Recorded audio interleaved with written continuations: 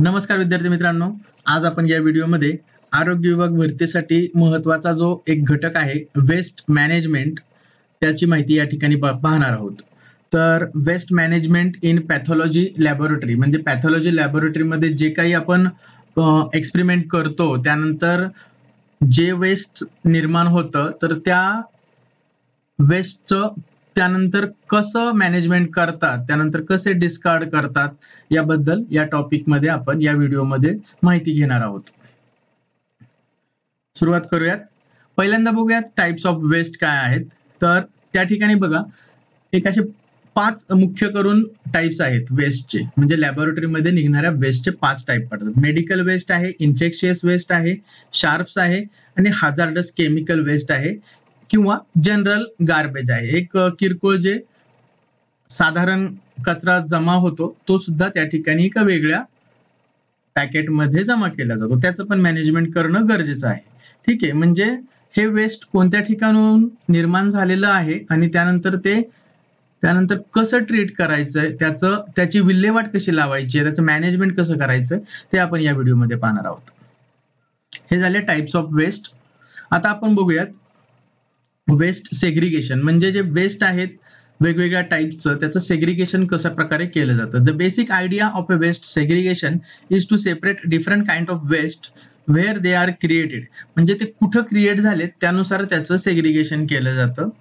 आणि त्यानंतर this process mainly uses colour coding and specific container types, म्हणजे प्रत्येक वेस्टसाठी म्हणजे या ठिकाणी वेस्ट हे कॅटेगराइज केलेलं आहे आणि प्रत्येक विशिष्ट वेस्टसाठी विशिष्ट असा रंगाचा कंटेनर हा तिथे उपयोगात आणला जातो. तर तो कोणत्या रंगाचा कंटेनर कोणत्या मटेरियलच्या कोणत्या प्रकारच्या वेस्ट मटेरियलसाठी वापरला जातो आपण हे पाहूयात आता पुढे.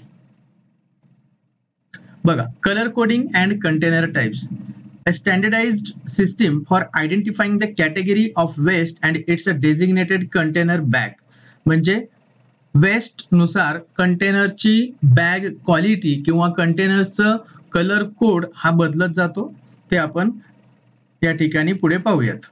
येलो कलरचे जे कंटेनर आहे तर त्यामध्ये कोणत्या प्रकारचं वेस्ट ठेवलं जातं किंवा साठवलं जातं तर ते पुढे बघूयात. साठवलं जातं इन द सेन्स त्या ठिकाणी ठेवून त्यानंतर पुढे त्याची विल्हेवाट लावली जाते, पण तात्पुरतं ते कोणत्या प्रकारच्या येलो कलरच्या डस्टबिन मध्ये कोणत्या प्रकारचा कचरा कोणत्या प्रकारचं वेस्ट हे टाकलं जातं हे या ठिकाणी आपण लक्षात घेतलं पाहिजे. For human and animal anatomical waste, जे बॉडी पार्ट आहेत म्हणजे अॅनाटॉमिकल वेस्ट मटेरियल आहे तर ते येलो कंटेनर मध्ये टाकलं जातं. सॉइल्ड वेस्ट, त्यानंतर डिस्कार्ड ऑर एक्सपायर्ड मेडिसन जे आहेत ते पण येलो कंटेनर मध्ये.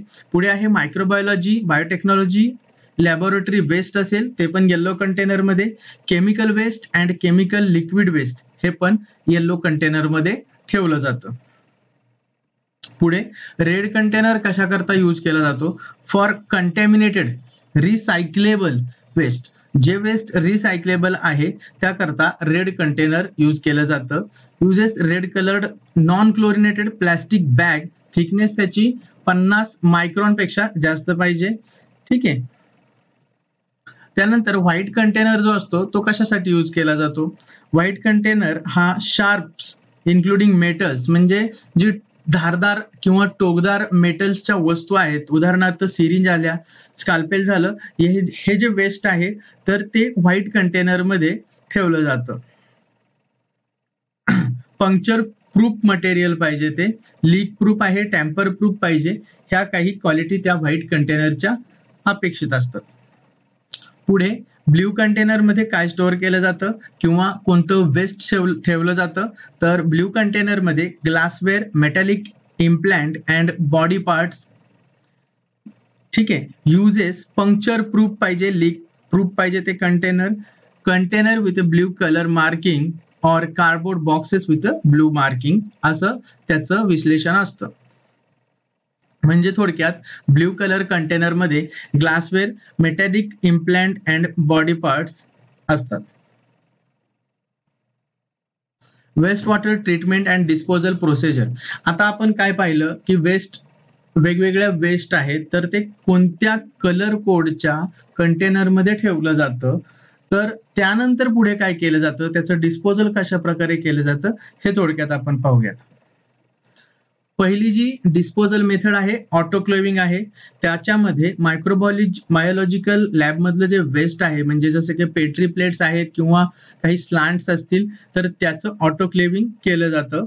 त्यानंतर कंटॅमिनेटेड वेस्ट हे पण ऑटोक्लेव्ह केलं जातं. आणि डिस्कार्डेड ब्लड युनिट्स म्हणजे ज्या ब्लड वायल्स आहेत, ब्लड ट्यूब्स आहेत, ज्या आफ्टर टेस्ट नंतर ज्या डिस्ट्रॉय करायच्यात, तर त्याला सुद्धा प्रॉपर ऑटोक्लेविंग केलं पाहिजे. डिस्पोजल करताना त्याचं ऑटोक्लेविंग करणं गरजेचं असतं.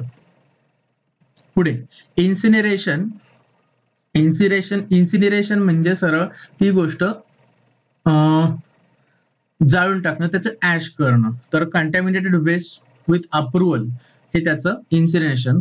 म्हणजे हायर ऑफिसर असतील आपल्या लॅबमधले, त्यांच्या अप्रुव्हल वरून कंटॅमिनेटेड वेस्टचं इन्सिनरेशन ही प्रोसेस केली जाते आणि त्याचं डिस्पोजल केलं जातं.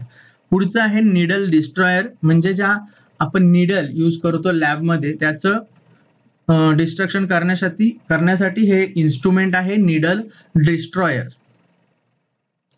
त्यानंतर जनरल जो आपला कचरा असतो, तर तो कचरा डिस्पोजेबल बॅग असते, ब्लॅक कलर्ड प्लॅस्टिक बॅग.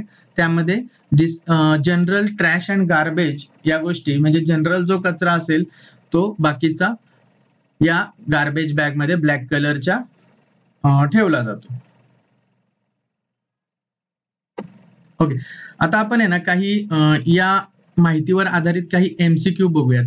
काही 5 एमसीक्यू बघूयात, म्हणजे आपल्याला लक्षात येईल की या टॉपिकवर कशा प्रकारे प्रश्न येऊ शकतो आपल्या परीक्षांमध्ये. पहिला प्रश्न आहे, which of the following waste types falls under the yellow category for biomedical waste segregation. तर काय विचारलंय, येलो कॅटेगरीमध्ये कोणतं बायोमेडिकल वेस्ट येतं. तर पहिला ऑप्शन आहे कंटॅमिनेटेड वेस्ट, म्हणजे रिसायकलेबल. त्यानंतर waste sharps including metals, human anatomical waste की ग्लास वेस्ट. आणि या प्रश्नाचं अचूक उत्तर आहे human anatomical waste. Human anatomical waste material हे येल्लो कॅटेगरी मध्ये येतं आणि येल्लो कंटेनर मध्ये ते ठेवलं जातं. पुढे आहे प्रश्न, waste sharps including metals are segregated into which category of biomedical waste.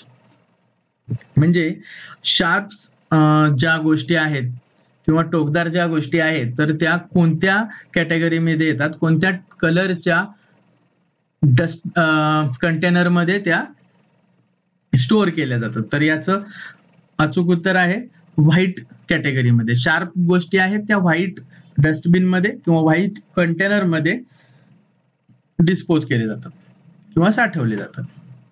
तिसरा प्रश्न आहे, which of the following are categorised under the blue category for biomedical waste. Blue container मध्ये ज्या वेस्ट साठवलं जातं त्यामध्ये कोणत्या गोष्टी येतात, थोडक्यात सॉइल वेस्ट येतं का, मेटॅलिक इम्प्लांट येतं का, डिस्कार्डेड और एक्सपायर्ड मेडिसिन येतं का, ॲनिमल अॅनाटॉमिकल वेस्ट येतं. तर ब्ल्यू कॅटेगरीमध्ये येणारं वेस्ट आहे मेटॅलिक इम्प्लांट.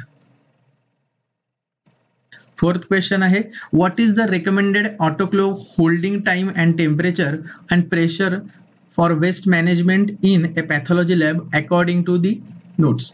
मीन्स इथे प्रश्न असा आहे की ज्यावेळेस डिस्पोजल करतो आपण ऑटोक्लेवच्या साह्याने, तर त्यावेळेस टाइम, टेम्परेचर आणि प्रेशर यांचं कोणतं कॉम्बिनेशन यूज केलं जातं. 30 minute 100 degree Celsius 10 LBPS pressure का 1 hour 121 degree Celsius 10 LBPS pressure का 1.5 hours 121 degree Celsius 15 LBS pressure का 2 hours at 100 degree Celsius and 15 LBPS pressure.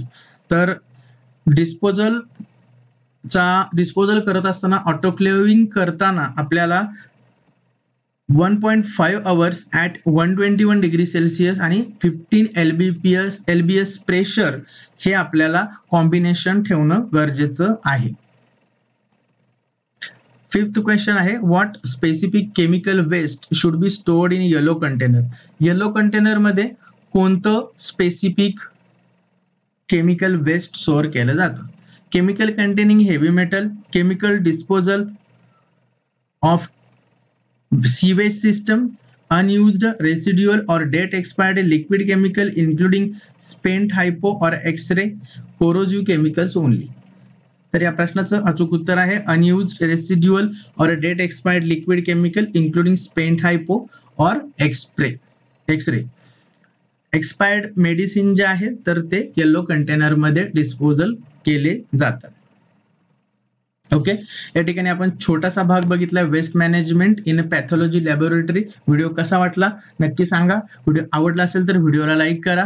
भेटूयात पुढच्या व्हिडिओमध्ये. तोपर्यंत नमस्कार.